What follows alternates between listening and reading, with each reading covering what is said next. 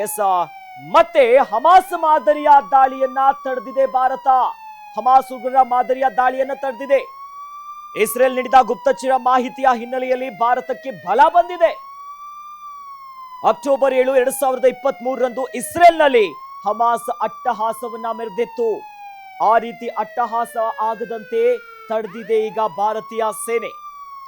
ಭಾರತದ ಮೇಲೆ attack ಆಗ್ತಿದ್ದಂತೆ Israel ಬೆಂಬಲವನ್ನ ಕೊಟ್ಟಿದೆ. ಹಮಾಸ್ ಮಾದರಿಯ ದಾಳಿಯನ್ನ ತಡೆದಿದೆ ಭಾರತ. ಹಮಾಸ್ ಉಗ್ರರು ಯಾವ ರೀತಿಯಾಗಿ ರಣಕೇಕಿಯನ್ನ ಹಾಕ್ತಾ ಇದ್ರು, ಆದರೆ ಇದಕ್ಕೆ ನಮ್ಮ ಭಾರತೀಯ ಸೇನೆ ಪ್ರತ್ಯುತ್ತರವನ್ನ ಕೊಟ್ಟಿದೆ. ಅವರನ್ನ ಚೆಂಡಾಡುವುದರ ಮೂಲಕ ಫುಲ್ ಸ್ಟಾಪ್ ಇಡೋದಕ್ಕೆ ಭಾರತೀಯ ಸೇನೆ ಮುಂದಾಗಿರುವಂತದ್ದು. ಹೀಗಾಗಿ ಯಾಕಂದ್ರೆ ಇಸ್ರೇಲ್ಗೆ ಹಮಾಸ್ ಉಗ್ರರು ಬೆಂಬಿಡದೆ ಕಾಡಿದ್ರು, ಅಲ್ಲಿನ ಅಮಾಯಕರನ್ನ ಚೆಂಡಾಡಿದ್ರು.